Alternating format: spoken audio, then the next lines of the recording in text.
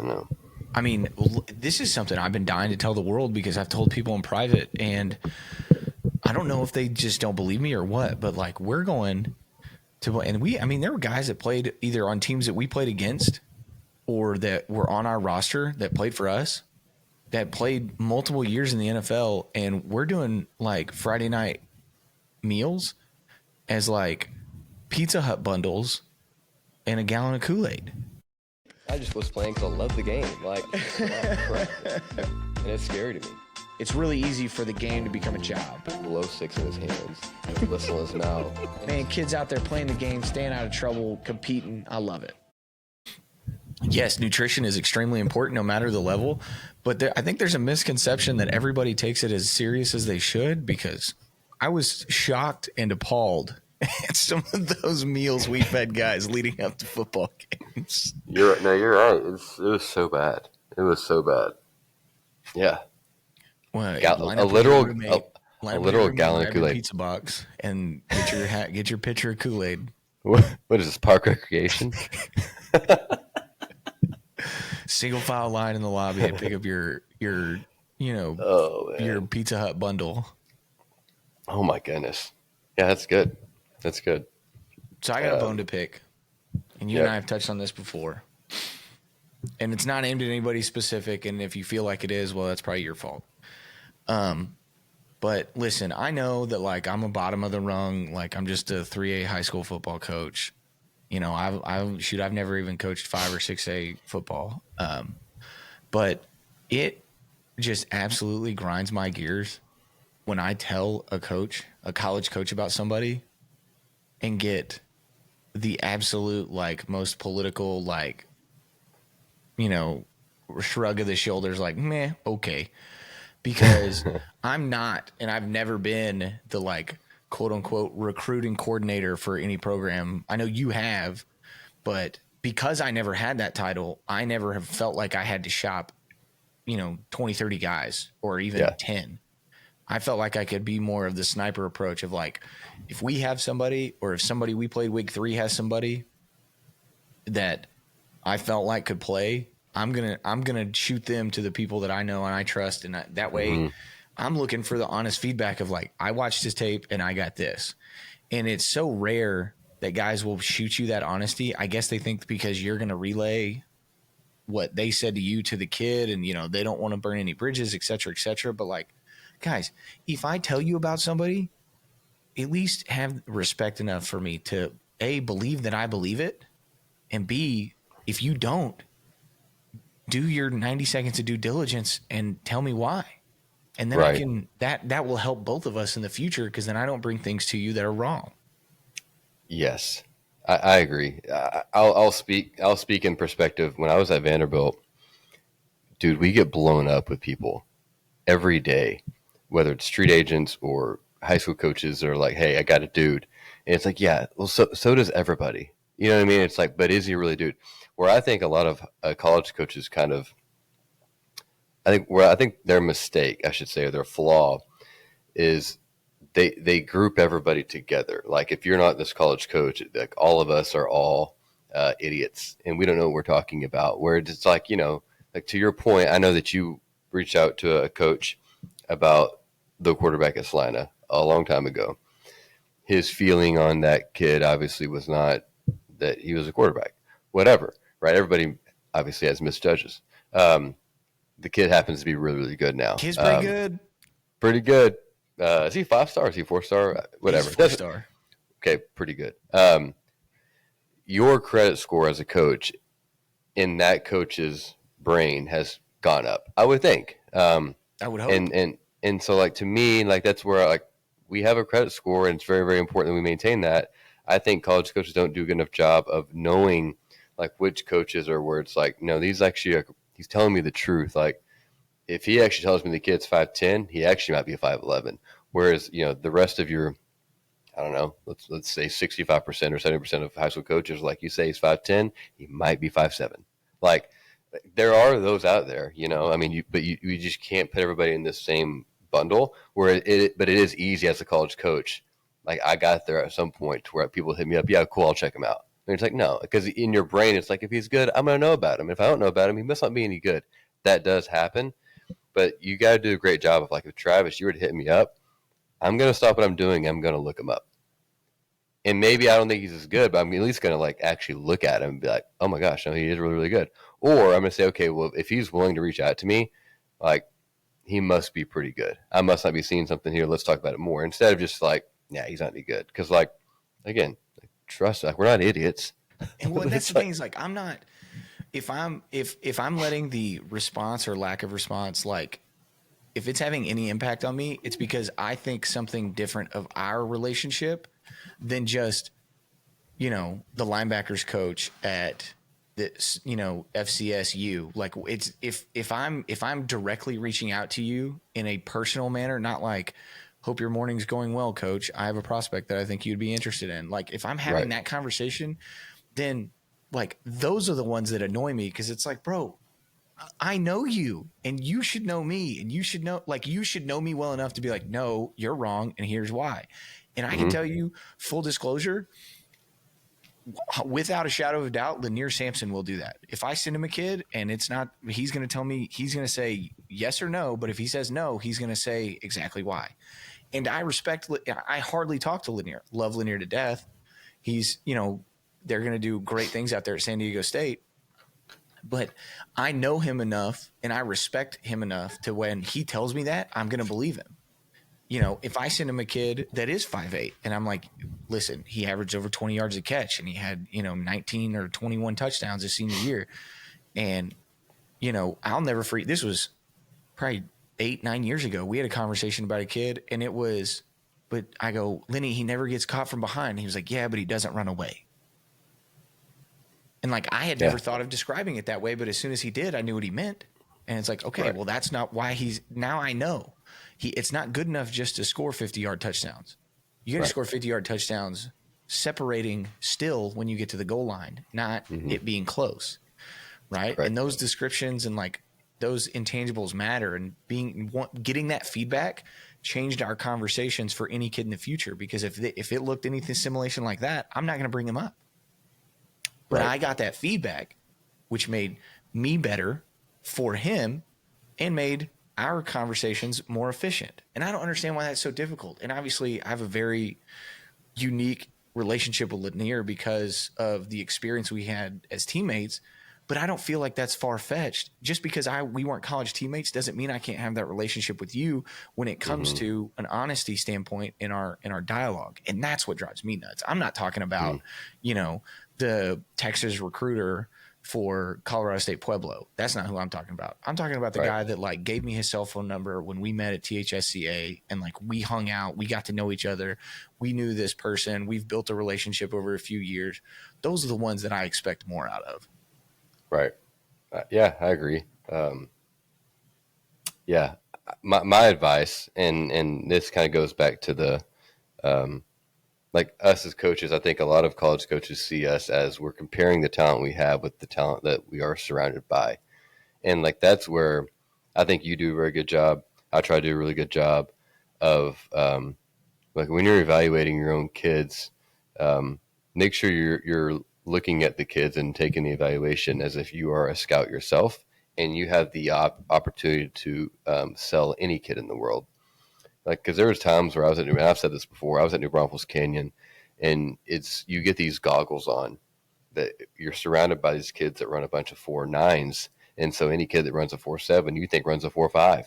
And I caught myself by the end of that year, literally reaching out to coaches who probably don't respect me anymore, but who respected me. And I'm over there selling, John Doe over here, who, quite frankly, is not very good at all. But because we didn't have the best team ever, he looked like, an avatar.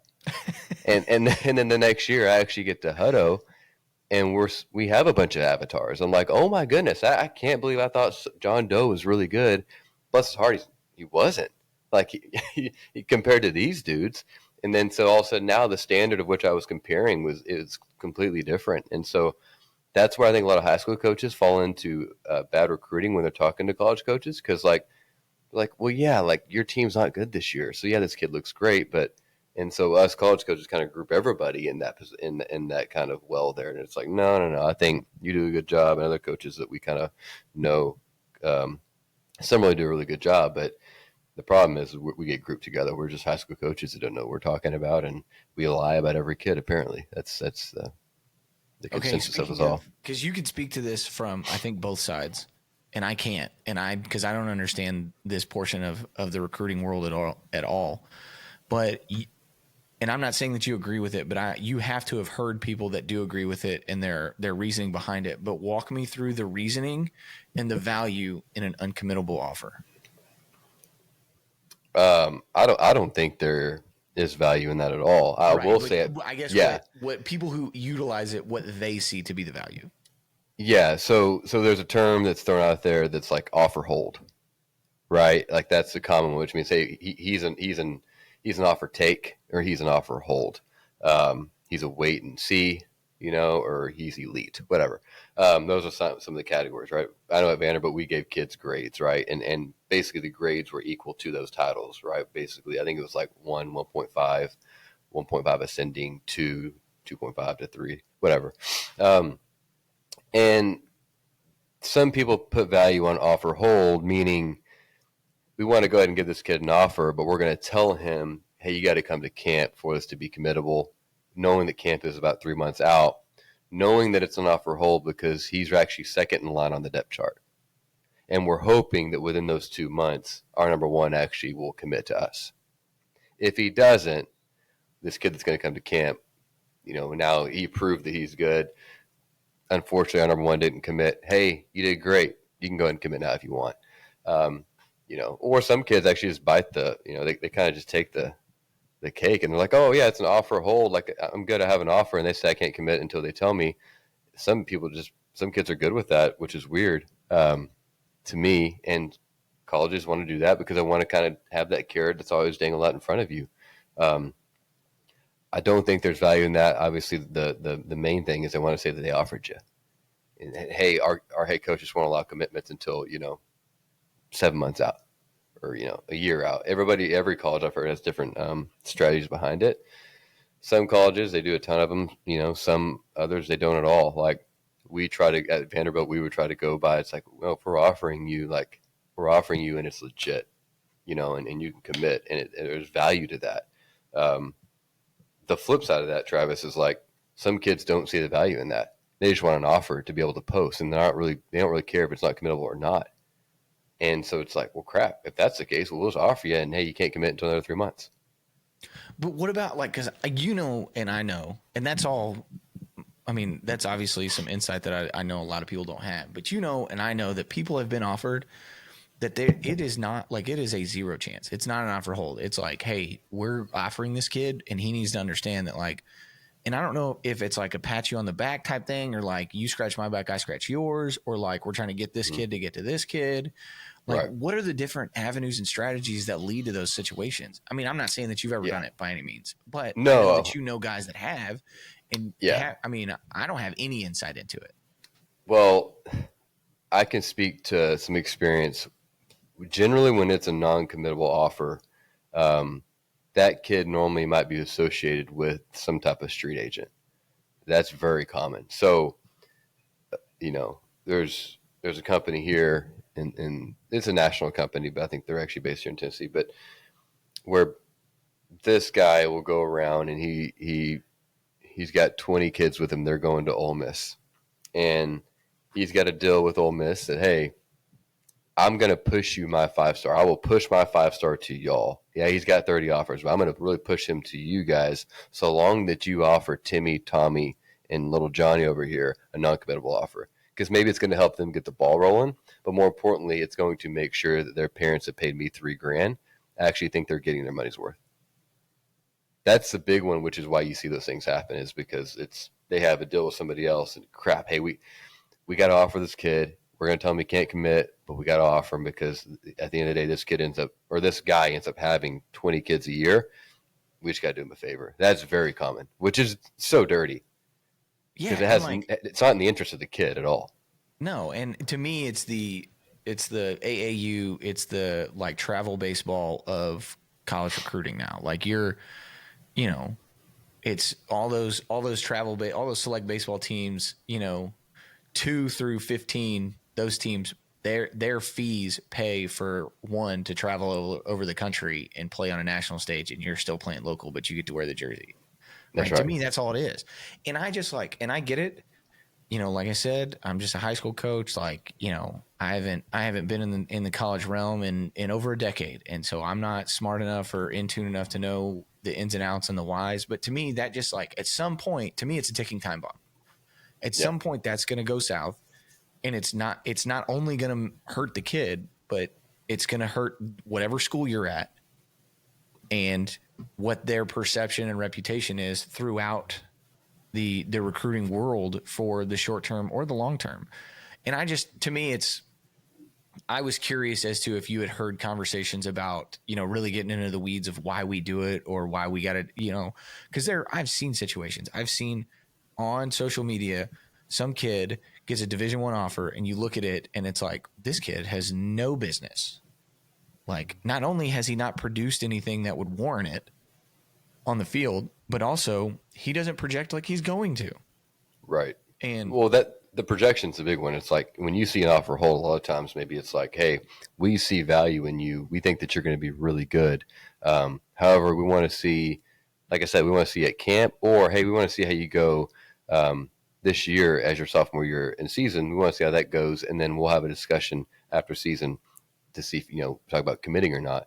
That's like another way of the offer hold and why. But the other argument to that is like, well, why not just wait? But it comes back to like, well, no, just the simple offer in itself to a 17-year-old kid is like, oh, I got the offer. Yeah, I can't commit, but they must like me because I have the offer and I actually like them now. Whereas if you don't, they don't, oh, you guys were fourth offer me. I'm not even going to talk to you anymore. That's the problem is you have these kids that you don't offer me early. I don't like you at all. It's like, no, maybe we just have a different evaluation process. Like maybe we, go ahead. well, maybe we actually want to do our due diligence because we're potentially offering you $350,000, being scholarship, not NIL, but being scholarship. We want to make sure we're doing the right way, and the kids don't care about that. So it's like, okay, well, screw it, we'll offer you, and you can't commit, and kids like that. And that's what, to me, that the new kind of like stereotypical operating system is that like, if that school offers, then these 12 are going to as well. Correct. Right. Correct. And I understand that kind of circles back to like, well, now you know why you have non-committable offers because they're trying to trigger that domino effect. But to me, that says more about the next 12 than it does the first one, because those guys, they didn't do diddly squat. They just went, hey, Tulsa pulled the trigger, so we got to do that. We got to offer him too, or this kid, we're never going to have a shot to even have a conversation with this kid. And it's like, or that kid fits Tulsa, what Tulsa is going to do, and they have an idea of where he's going to fit in, and they've evaluated this, that, and the other. He's in Tulsa, his dad's a Tulsa alum. Like, it all works in our favor, so they got him on early. And you, as FAU, like, what are you doing? That kid has no draw interest or anything. You're just throwing out offers, and now that kid, who should probably have like 3 to 5 offers, has 17 or 18. Because there's the laundry list of college coaches that are like, oh, crap, get them out there, boys. Like, get the graphic ready, without ever sitting down and being like, okay, but do we even like this kid? Can he jump as high as we'd like? Can he, is his top end as fast as we think, et cetera, et cetera? And, I mean, again, I don't do it on a regular basis, and I'm really glad that I don't right now. But that's where there's just so many nuances to it that I think it makes it really, really hard for the guys that do it right. It makes it really hard for them to be trusted that this is our tried and true process. We're committed to doing it this way, and it's different than a lot of people, but that's being held against us. Right. Yep. Yeah. It's an interesting process. This is going to lead into a different conversation here, so I apologize. But I was talking to Earl Bennett. This was a couple of weeks ago, and we had a meeting one time at Vanderbilt where we went off site, and we were talking about what's recruiting mean to us, like who are we looking for. And there was a concept that Earl brought up. I do think that a lot of people would find interesting. And what he discussed was culture fit versus culture add. And I say this because I think it's interesting. If you're looking at your own team, every one of these kids might fit in there, right? And so essentially what those are is a culture fit kid is a kid that you recruit whom fits the culture, the personality that you're looking for, and that's it solely. He just fits it. There's nothing special that he's going to bring to the table. His personality might bring or character might bring, but he fits what you want, and the water will just keep going into the river. Whereas a culture add is somebody who joins your program and they drastically, in a positive way, will influence the rest of your program. And so when you're looking at kids, which one of those two categories are they in? Now, what I brought up, because I remember that meeting I called Earl a few weeks ago, and I was like, okay, what about is there like a third option? Because like, what if you have a kid that's, he doesn't really fit the mold of Vanderbilt per se, and the culture that he is, but he is a winner, and that in itself is an ad, but it's not really an ad in regards of his character. But you need a winner in the program. And he's like, yeah, sometimes you have those one-offs, because he was talking to a guy with the Niners about this whole concept as well, and they kind of do the same thing. It's like we're putting basically property value into these kids, and in their case, men, but they're putting money into it, and we got to make sure that are they a culture add or a culture fit. And so I thought that was interesting when you're looking at your own kids and you're looking at your own room. Do you have any culture adds, or are they all just culture fits? I'm not saying that culture fit kids are bad, but I think you have to have those culture adds to allow your the waters to rise a little bit more. So it was an interesting concept. Well, and I think this kind of sets up one of the questions I had for you. But like, when you reflect back on your journey and resume, like, who's been the most influential coach that you've ever played or worked for? And I feel like I know the answer, but obviously, who is it? But what was it about them, or is about them, that makes you feel that way? Yeah, Coach Lee. I mean, bar none, Coach Lee had the most impact, and still has the most impact on me, from a coaching perspective, but really from a life perspective as well. Cliche, I know, but seriously, and to speak on what specifically it was, I'll give you a great example right now. Just within the last week, I've talked to people. I was at a wedding recently, at Lee Pack's wedding, the special teams coordinator at Vanderbilt. And there were some people at the wedding that have now gone off and they're at the Eagles, or, another college I'm not going to name, and another college I'm not going to name, P4 colleges, same conference colleges. And I've talked to them about, hey, are you enjoying it at blank? Are you enjoying it at blank? And they're like, I am, but like, I'm starting to see how much more common it is for, like, I have not even talked to the head coach at the place where I'm at. Like, he saw me for the first time a couple weeks ago, and spoke to me for the first time, and I've been there for a whole year. And I say that to say, anybody that walked into our building at Vanderbilt, the first thing you're doing is you're meeting Coach Lee, because he's trying to figure out, like, you're about to join a very, very, very tight family here. And in order for our tip of the spear to continue to go in the right direction, I need to know if you're going to be in alignment with us or not. And so that type of philosophy to me, which is so rare in the coaching world nowadays, like, that changed how I see everything. It's like, man, and I'm not a head coach, obviously you can speak to this more than me, but like, you're having to trust everybody that falls under your umbrella, that they are going to fit your mission that you are trying to do. And you know that you can't do your mission unless you have everybody else under you with the echo chamber speaking what you want to be spoken. And again, I'm not a head coach, but like, I can imagine, like, if I'm you or if I'm Coach Lee, like, it's probably a pretty stressful thing on a 24-hour daily basis, where it's like, what are my coaches speaking to our kids? And is it what I want them to be speaking the life through to my kids or not? Are they speaking the opposite? Are they speaking life to them? And so Coach Lee was so good about always on the same page with our staff. Here's what I want you to echo today. Here's how we're going to make these boys become men. Here's how we're going to become great football players. Like, he did that every single day. And for him to have a plan on that every day was so impressive. And and to still be human throughout all that, where my wife and my kids can show up in the middle of something and him just drop everything and speak to them. It's just like, dude, he's such a special person.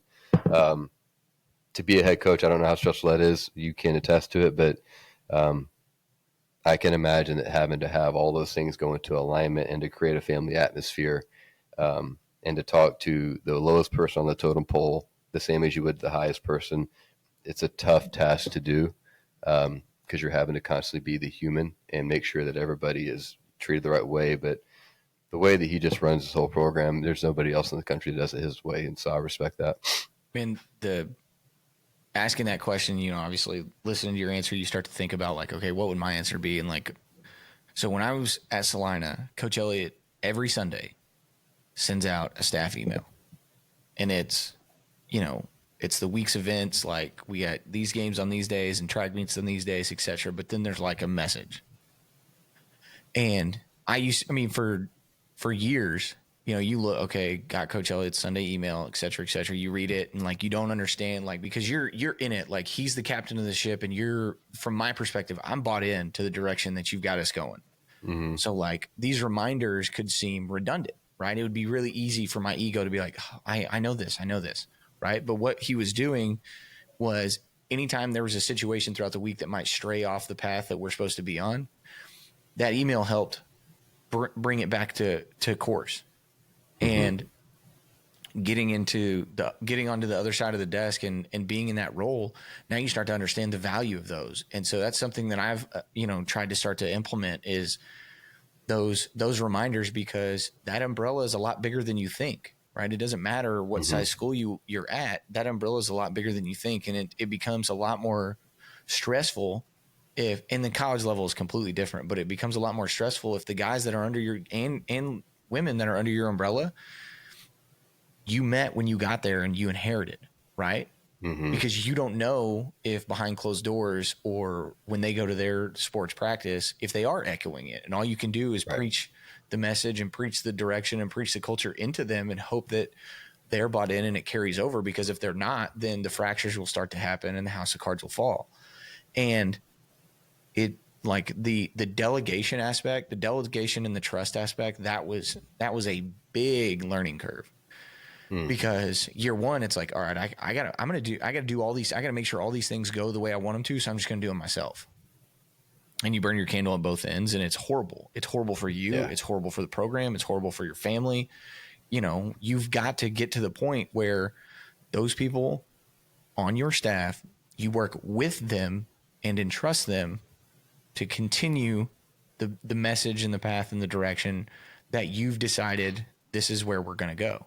Mm-hmm. And if you're not in a place like that, then you either have to do some self-evaluation or you've got to do some staff evaluation and have those conversations. Because if you don't have the ability to say, look, I've laid out the direction, I've laid out the map. Your job within this program is to control this section and make sure that it successfully moves along this path. Mm-hmm. And if you're not conveying that accurately, specifically, and regularly to your staff members, then you're taking a big risk that they're going to do anything remotely close to it. But at the same time, if your attempt is to, well, I'll just lead them, I'll lead all the groups down the path. Well, then nobody's going to grow on your staff. Nobody's going to feel that they're empowered or entrusted. And you're going to set yourself up for failure either in the short term or the long term. Winning hides some of those things, obviously, but eventually truth will out and it'll get exposed in some form or fashion. You know what's interesting? I didn't think about this until you just said it. It is so different at the high school level. Again, I'm speaking right now out of experience I don't have. But as a head coach, you get to college level, you can basically say, everybody, you're gone. No disrespect, but like, I just, I got to have my people. Whereas like in the high school level, like you might have the lady that's been there for 30 years and you just replace the coach that's been there for 20 years. She's probably going to inadvertently and naturally want to like side on the last head coach.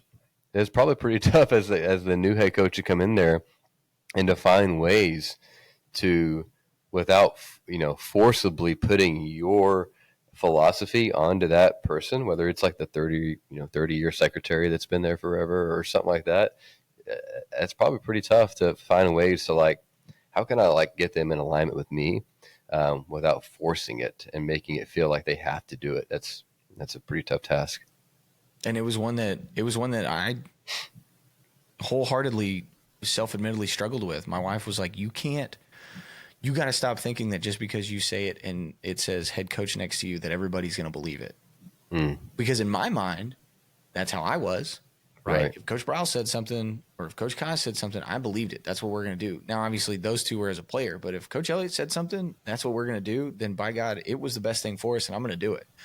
And even if people tried to, or if I had a seed of doubt, and people would try and like, well, why don't y'all do? No, this man's won this much. He's been the leader of this program, et cetera, et cetera. That's the message that we continue to convey. This is the direction he wants the Bobcats to go. So that's what we're going to do. That was my mindset. But the acknowledgement that not everybody feels that way.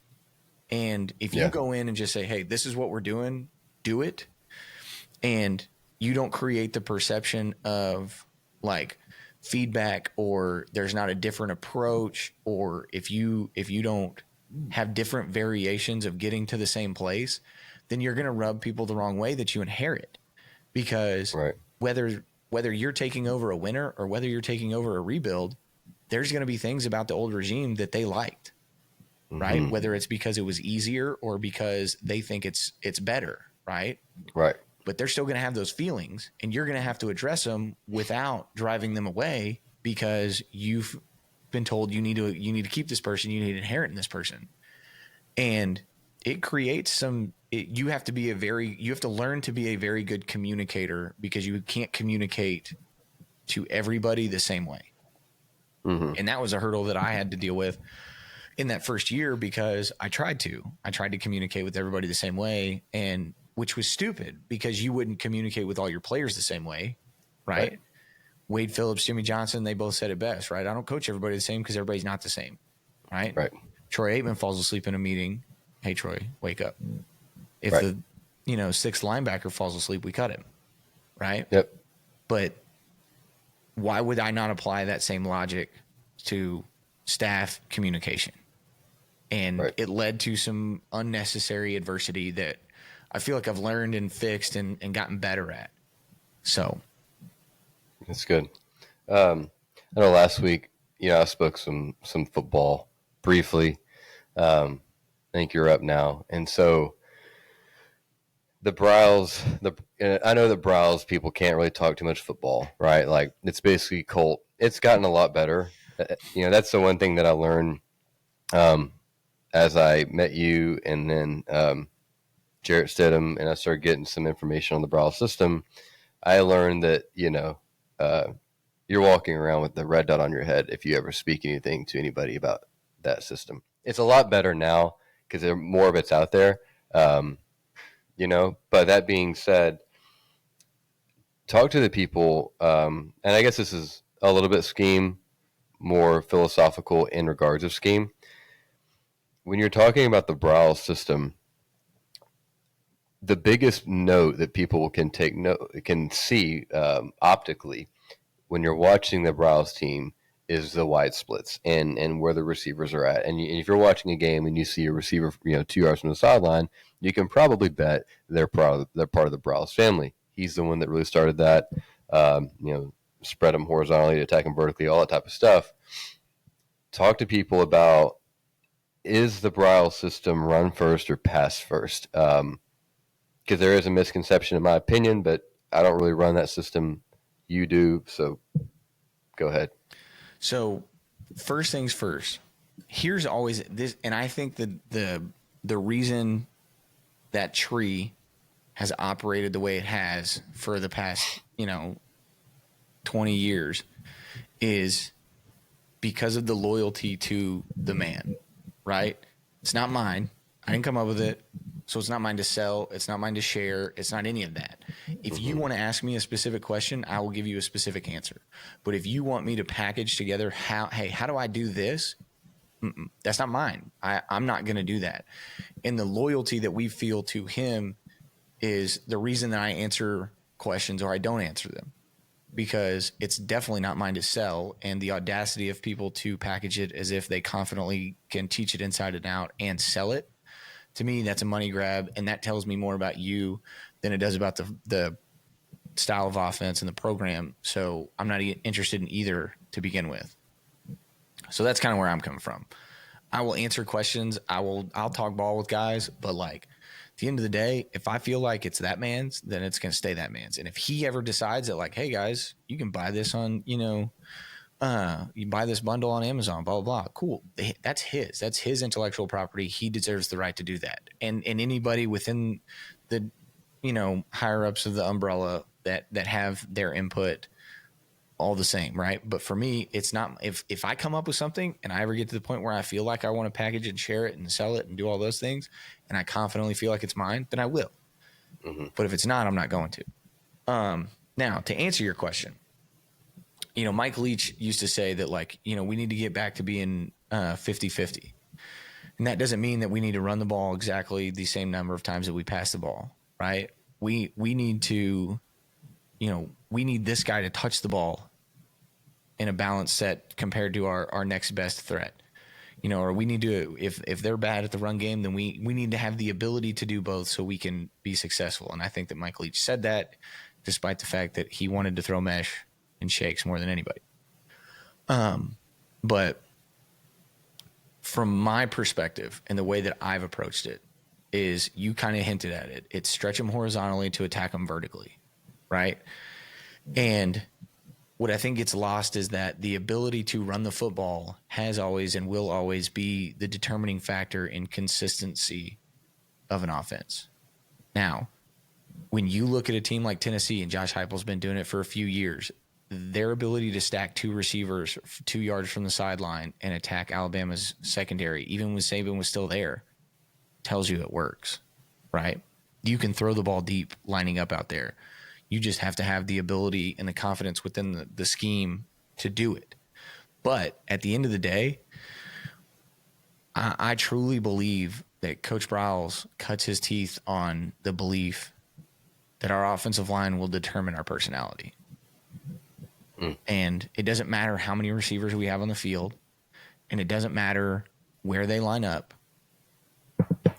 We are going to be a team that whenever we want can run the ball for 400 or 500 yards in a game. Oh, our third quarterback goes down with an injury. Okay, well, we'll break a bowl game record and rush the ball for almost 600 yards, right? You want to play one high? Okay, well, then we'll throw for 600 yards, right? But none of that matters if you genuinely can't run the football. And 10 personnel, 11 personnel, 12 personnel, 20 personnel, I don't care about personnel. At the end of the day, you're going to have guys that have to move large bodies, and they've got to be physical and they've got to be strong. And while I think that the zone is an integral part of the run game within our structure and our philosophy and what I would consider Coach Briles, I think that if you can't run counter or power, then you're not really committed to it as much as you should be. Because I love nothing more than putting guys on each sideline a foot off of out of bounds and then running ISO. Because that's just not what it's supposed to look like, right? But when you cut all this out, because this can be as much window dressing as you want, and you can make guys uncomfortable in space because they've never had to cover that much grass, right? And whether or not you attack it with an RPO, whether or not you attack it with anything, if it's all just window dressing, still makes them uncomfortable. Right. And when you can put guys into situations that make them uncomfortable, that's when you can play with more confidence and you can move them against their will a lot easier. Makes sense. I mean, and also I want to backtrack. Art initially, I think he got the genesis of the idea of some spread stuff, or at least the wheel started turning when he was at Texas Tech as a coach and doing some air raid type stuff or seeing it. And then I think that it blossomed. What was the high school that he was at when it really took off? It was a small high school. I don't. I mean, I can't remember. It was like Sundown or something like I think that, it was or Sundown. He was at okay, Sundown for sure. okay. It may have been there is like when he first started doing it, I think, and then but obviously he got to Stephenville's when it first got like famous, and from there took off. But I always found it interesting because like you're watching a game with anybody who runs that offense, and specifically back with the Baylor era, and they always had 2,000-yard rushers. Yeah. Like all the time. And I remember wherever I was at Vanderbilt or wherever, and we're playing a team that does that. I'm like, you just think of the attack angles. They are so different. Like if you're a corner, your attack angle to go tackle a running back that just ran through the A gap, that is so drastically different because you're literally on the sideline. And to me, that's what makes those big runs so much more explosive because they are so spread out from any of the exterior shell. Um, it just makes it that much harder. And so, yeah, I think it's, I don't run that offense, but I think it's, the style of it is genius and what he created. I always find it funny that people that think they're running the offense and they have no idea what they're doing, which nowadays is almost, probably half the people. They say DC and it's like, oh, I know the offense. Like, you don't know what you're doing. You know, 2 letters in the alphabet. That's right. But like, I mean, here's a perfect example. And I don't know what kind of the branches are doing now, but like I know in 2015, they're still running veer drill. And you tell me how many times an Arbrow's Baylor quarterback was under center. But at least twice a week, you're going to see under center, read, pull, pitch, or give, catch the second ball, pitch.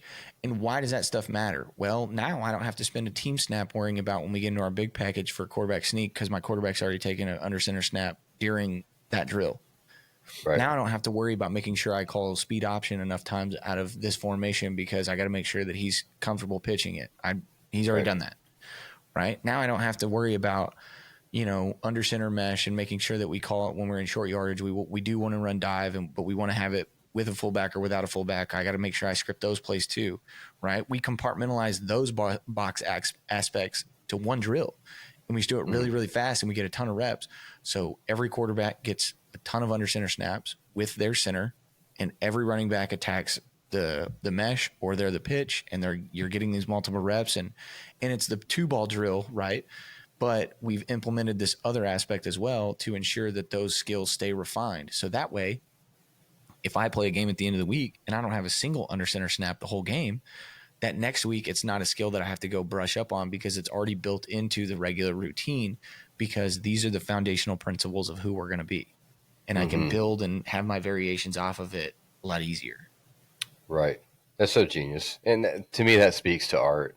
And, I remember when he was doing his consultation around the NFL for a little bit, I just heard stories of like the comments that he would make that sounded so, why didn't we think of that? And I think people talk about the system, and obviously from a schematic standpoint, it's nothing riveting.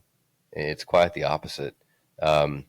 It's how he and how you guys utilize those schemes and the way that which you call it, when you call it, why you call it that way, is the genius behind it all. And it's in such a manner and perspective that is out of the norm of coaching. I mean, it's almost like coaching. You get so in this silo to where you're seeing things in this tunnel vision because that's what everybody else does. Art's the type of guy that obviously is so willing, similar to Leach and them, is so willing to think outside the box and see it from a 30,000-foot perspective, where it's like, well, why don't you just do this instead? And then the first answer is like, well, because we've never done that. And then when you can finally get out of that, you're like, oh, I don't know. That's so genius. Like that to me, the people that are in that type of offense, they're genius. And if you could kind of find the happy medium of like that type of way of thinking with some, more scheme in the NFL, basically simplifying some of that, man, it's a dangerous recipe.